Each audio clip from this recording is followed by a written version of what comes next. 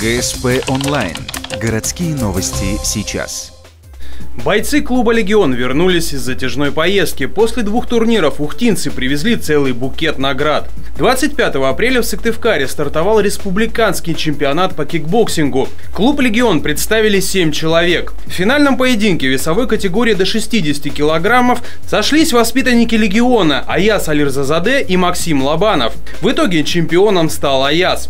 Также первое место в своей категории завоевал Владислав Лесненко. Илья Востряков и Иван Юшков добились 3-го результата. Зрелищным получился финальный бой Дениса Кривощекова. Он сошелся на татами с бойцом Воднинской Спарты Елисеем Дядевым.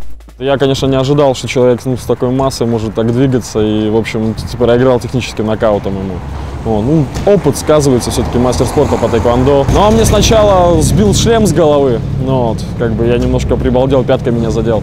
А потом меня послал в нокдаун, я долго отходил, когда ногой мне попал в голову. И все, судья отсчитал 8 и отдали победу ему за явным преимуществом. В итоге Денис завоевал 2-е место. Хуже сложились дела на следующем турнире.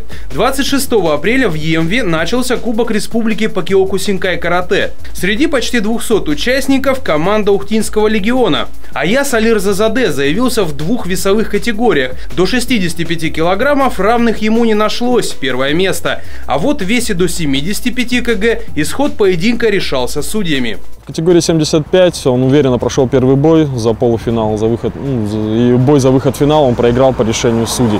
Хотя, считаем немного несправедливым, потому что там у парня было жесткое нарушение правил, хоть у Аяза рассечена губа, то есть нельзя было наносить удары руками в лицо, но он нанес. В принципе, это все пусть сидит на совести судей. В итоге Аяз занял 3-е место в категории до 75 килограмм. Исход поединка за 2-е место с участием Дениса Кривощекова решился благодаря весу участников. Бойцы на равных сражались основное время и 2 дополнительные минуты. Поскольку лидер так и не определился, то провели взвешивание, которое все и решило. В конце дополнительного времени назначили весовую по правилам киокусинкай-карате. И я оказался на 5 килограмм тяжелее своего оппонента. Это принесло победу оппоненту Дениса, а самому ухтинцу бронзовую награду. В составе команды в Емву отправились и девушки с характером. 3 спортсменки «Легиона» хорошо проявили себя. Виктория Шевшелева заняла 3-е место в своей категории девочки 10-11 лет. Зарина Григорьева здесь же смогла завоевать серебро. А Дарья Клицун и вовсе стала лучшей в своей группе 8-9 лет девочки.